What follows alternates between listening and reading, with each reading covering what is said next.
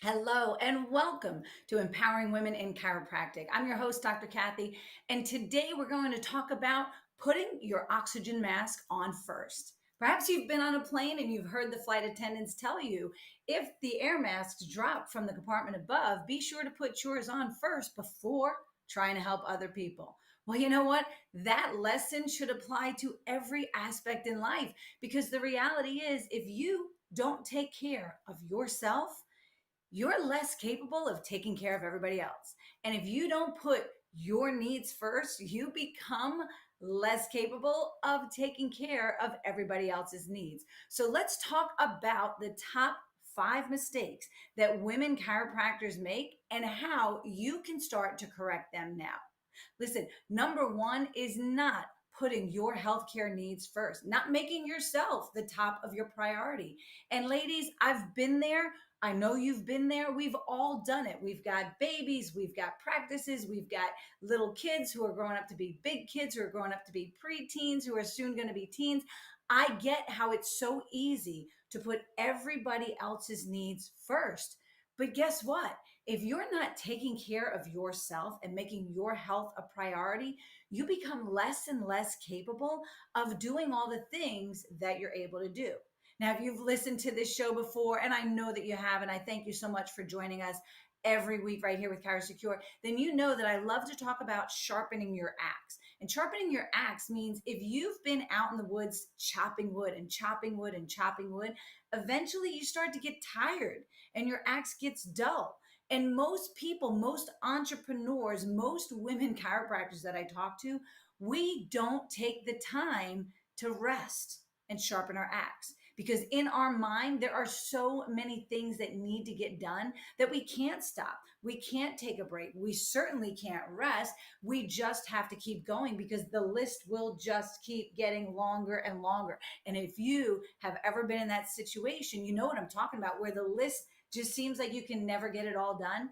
And then there's more on it the next day. So if you've been in that situation and you're chopping wood and you're chopping wood and you're chopping wood and the axe is getting dull and you're getting tired, you're actually going to have to work twice as hard to get half the results.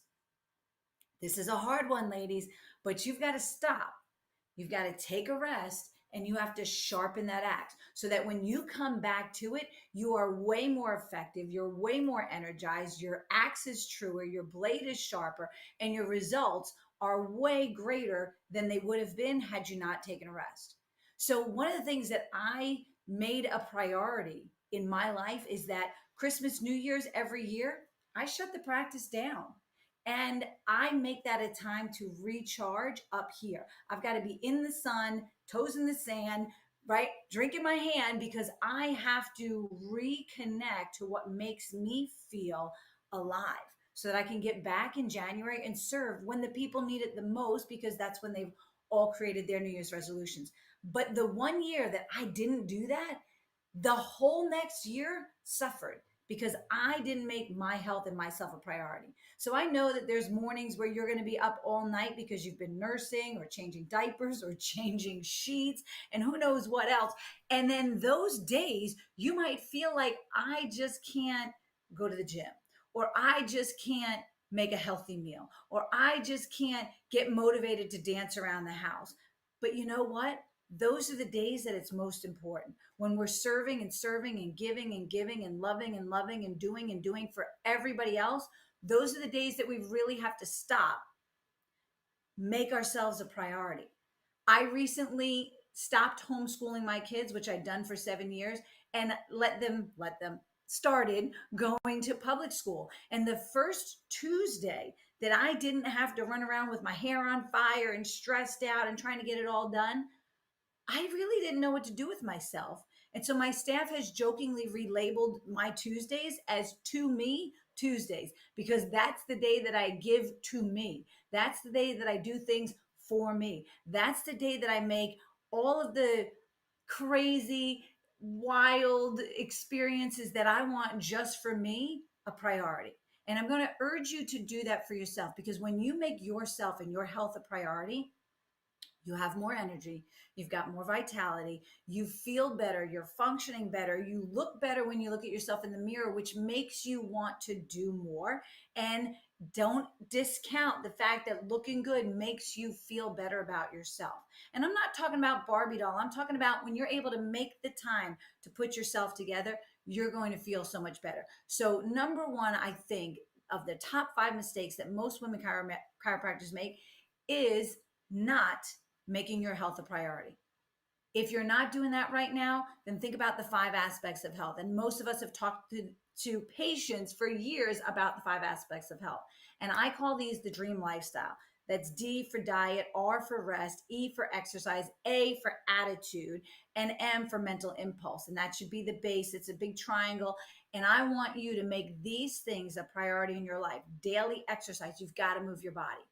Quality nutrition, making sure that you are eating good foods that grow to fuel your body so that you can go out and serve others, and making sure that you've got that positive mental attitude so that you can get through your day, minimize your stress, have a good quality restful night of sleep, and then make sure that you yourself are getting adjusted. And that brings me to the second one. And the second mistake that most women make is that improper posture during their adjustments. So when you're delivering the M for your other patients, right? That foundation of that triangle, when you're delivering your adjustments, not using proper posture is going to set you up for a lifetime of discomfort, eventually disease, eventually crazy symptoms, pain, things that may prevent you from being able to practice. So think about how you're doing your cervical adjusting. Are you rounding your spine and hunching over to bend down to patients? Do you need to use a stool, or do you need to elevate your table for the cervical adjustments? Or could you just get down into a really good, really powerful, effective squat position? Me personally, I like to get down and squat because I want to use the muscles and I want to get down there low and I want to keep my spine in a great position while I'm putting their spine in a great position. So think about the techniques that you're using. If you're doing side posture and you're using your wrist in some weird abnormal position that I know you were taught in school, but maybe isn't the most effective way for women to adjust, then rethink your adjusting position, because I don't want you in this weird position that's going to blow out your shoulders, blow out your elbow, blow out your wrist, put you in pain, and eventually shorten your career. I want you to use a position that utilizes the body of your patient, utilizes their size, their mass, their body to get them into a better position so that you could do minimal stress on your body. And when you learn how to start adjusting in ways that protect you, guess what? You can adjust bigger patients, you can adjust more patients, you can adjust for more years, and you can continue to function for a long time. One of the things I've always said to my female students and the female doctors that I'm very privileged to mentor is that you are going to adjust patients that are twice your size every day for the rest of your life. Now, whether you practice with a spouse or a male partner, or you know some male chiropractors, the majority of them are not adjusting patients that are twice their size because they're typically bigger than we are. And so when they're adjusting big patients, they may be equal size, they may be a little bit bigger, but for women chiropractors, the majority of our patients may be twice our size.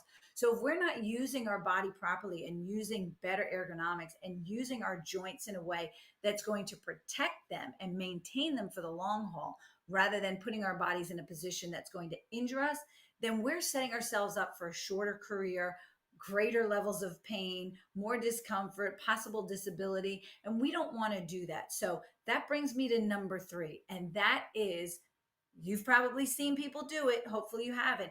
That is trying to muscle through an adjustment. And if you know what I mean by that, that's where you're trying to force an adjustment and you're trying to push all your muscle to try to get something to go rather than lining it up and letting it go with ease. I use the example of a child trying to bang the square peg into the square hole. And for women, if we line that square peg up into that square hole, it goes every time. The adjustment slips through every time. The bone can go back into its position every time. If you're using proper line of drive, you don't have to use a lot of force. Line of drive, speed, not too much force. that bone's going to go where it needs to go every time, into its natural set point. However, if you're that big bully of a kid and you're trying to take the square peg and put it into the round hole, it's not going to fit unless you bang the living daylights out of it and try to force it in. You've had an adjustment like that. I know you have. I have too. And that's the person who doesn't use line of drive, doesn't use proper speed, uses a lot of force. It hurts. Your body's going to guard, or the patient's body is going to guard, and they're going to muscle that adjustment in, which isn't necessarily going to give the patient the relief that they're seeking. And it's definitely not going to be a positive impact on their nervous system. It's going to be an insult on their nervous system. So don't try to muscle that bone in. Get really specific with the adjustment that you're delivering. Get really specific on your line of drive. If you haven't worked on your line of drive and you've just taken it for granted, and you've noticed that lately upper thoracics are getting harder to move, lower thoracics, you're having challenges with some of your patients, cervicals, sometimes they're not going, it's probably your line of drive. And if you want that BJ picture, that's that great picture where he shows the line of drive of every segment, and you don't have it or you can't find it, just reach out to me and I'll send it to you, because I think it's a great teaching tool. And what I do is use straws with my students and a plastic spine to show them those lines of drive, because if you get that right, the bone goes and you don't have to muscle your adjustment. And muscling the adjustment, if you're 120, 150, 180, 200-pound woman trying to move a 250, 280, 300-pound patient, muscling it is going to set you up for failure in the long haul.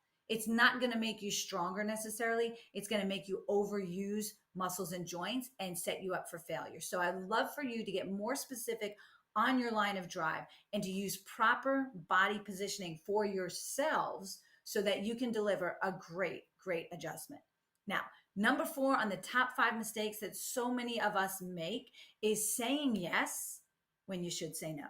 It's taking on too many obligations or opportunities or charitable events or voluntary events, when in reality you should be saying no or delegating tasks. For many years, I oversaw everything in the office. And by oversaw, I should actually say I did everything in the office. I know you're there, or have been, because we've all gone through that phase where every single thing that went on, we assumed that if it needed to be done, it needed to be done right. And if it needed to be done right, then we needed to do it. And there's a time period where you do need to do it, because you need to create your own systems and policies and procedures in your office. So you need a hand in that. But you also need to hand it off. And when you hand it off, it might be a little bit scary, because now you have to wonder, are they going to do it exactly the way I want it done? And if not, then I'm just going to have to do it anyway. So it's double the work. So I might as well just do it. But the longer you hold on to that mindset, the longer you will continue to do everything and not delegate to the people that you've brought in as part of your team to help you out, so that you could focus on what you do best and allow other people to learn how to do things to the standard you want them done, so that they could do those things the best, right? And delegating can seem hard for a lot of people, a lot of driven people, a lot of type A leaders. We still want to do it. Even though we want to lead other people, we want to do it because we want to make sure it's done right. But let me tell you something. The minute you learn to let go and delegate to other people, you free yourself up to do the more important things, or the more meaningful things, or the things that really make your heart sing. So learn how to let go. And one of the exercises that I've shown a lot of my students is grip as hard as you can, whether that's the steering wheel or a pen or a water bottle or a book or whatever it is that you're holding on to, the checkbook or the billing software disk or whatever it is that you're holding on to so hard. Grip it so hard to the point where you start to tremble, and then learn how to let go. And that freeing feeling is just amazing. It's kind of like, do you remember being a child and standing in a doorway where you'd kind of like push your arms against the doorway as hard as you could, and you'd count to 30, and then you'd walk out of the doorway and your arms would just effortlessly float up?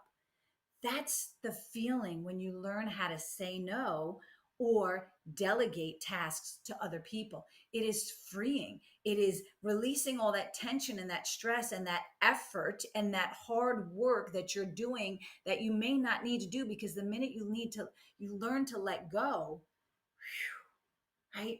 There's a saying, let go or get dragged. And sometimes when we hold on to every single task in our office and we don't let go and we don't delegate, we get dragged down by the paperwork or by the insurance or by the billing or by the things that we don't want to do. Maybe that's exams. Maybe you want to hire an exam doctor, but learn to delegate the things that are not top on your priority and allow someone else to do those for you so that you can accelerate and do the things that you want to do to grow your practice and improve your quality of life. That brings us to number 5. And number 5, ladies, I want to tell you, I've been there. I've worked with women who've been there, and that is not investing for your future and not developing a practice that is worth selling. And what that means is you look at what's in front of you today. You look at the bills today. You look at what you want to pay off today. You look at what you want to have financially or materialistically in your life today. And you forget to look at 5, 10, 25 years down the line. And you may not be setting your practice up as one that somebody would want to come in and buy. Because if it's completely based on your personality and it's not based on any kind of systems, or it's not established in the community where somebody would say, well, that would be a valuable business to own. If it's just based on what you like, and that's good, I'm okay with that, but it's not based on how do I grow this practice for the long haul so that it becomes a saleable practice, then you're not setting yourself up with a retirement or an exit strategy. So maybe that means working toward eventually owning your own building. Maybe that means working toward eventually bringing in other associates that or independent contractors that can help establish the practice. Or maybe it just means bringing in people that can keep the practice running while you go off on vacations or go take care of family issues or go take care of personal desires, but something that sets the practice up where you are not dependent on bending over the table every day, every hour, just to be able to afford your lifestyle. So set yourselves up in such a way that you can step back and breathe, or take a little time away from the practice, or minimize your hours, or be able to go and travel and do the things that you love or spend time with your family. Set yourselves up in a way that allows you to live an extraordinary life. And if you're not already investing in yourself, then take a little bit of money. It may not be a lot in the beginning, but take a little bit and put it away. And the more regularly you do that, just a little bit all the time, is way better than throwing one big chunk once in a blue moon. Just a little bit. Learn how to invest in yourself. Seek out people who can teach you how to do the things that you don't know so that you can really and truly produce the life that you really want. Because reality is, if we put our oxygen masks on first, if we make ourselves and our needs a priority, we're more willing to make other people a priority. When we feel fulfilled, and I'm talking about self fulfilled, when we feel fulfilled in our role as women, as leaders, as doctors, as mothers or spouses or daughters or aunts or nieces, whatever roles that we fulfill, when we feel truly valued in those roles, then we feel a desire to go out and serve other people. And we feel more on fire for life, more energized to go out and share the abundance that we're so blessed with. So make sure that you're making yourself a priority and make sure that you care for yourself so that you can and do want to care for others. Now, I'm going to give you 3 quick tips because I want you to have a self-care routine that really works for you. And those 3 quick tips are: when you start your day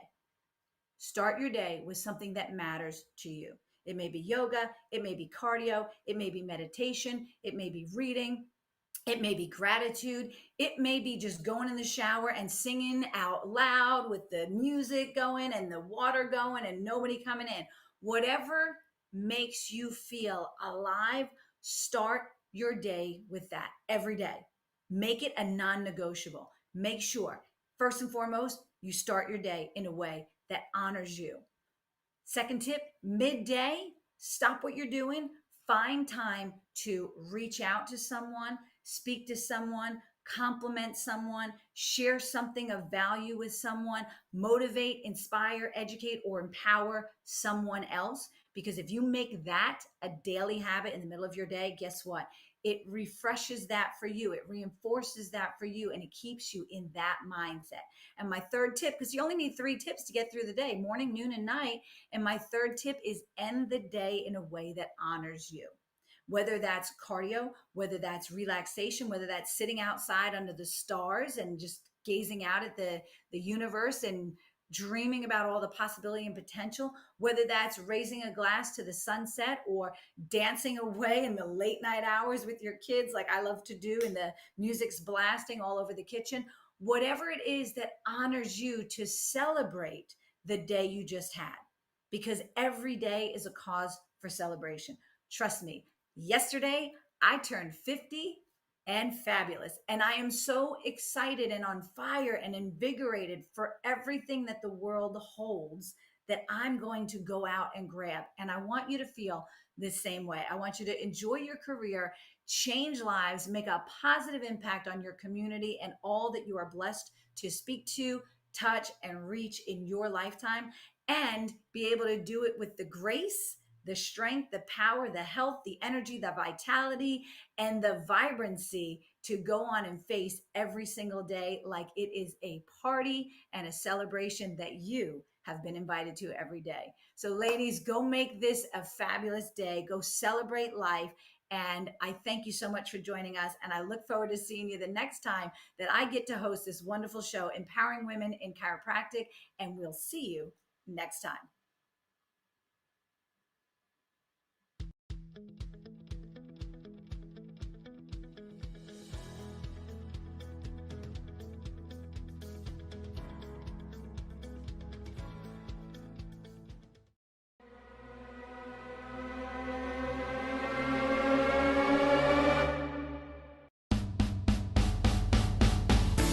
Join us each week as we bring you the best in business growth, practice management, social media marketing, networking, leadership, and lots more. If it's about women in practice and business, you'll hear it here.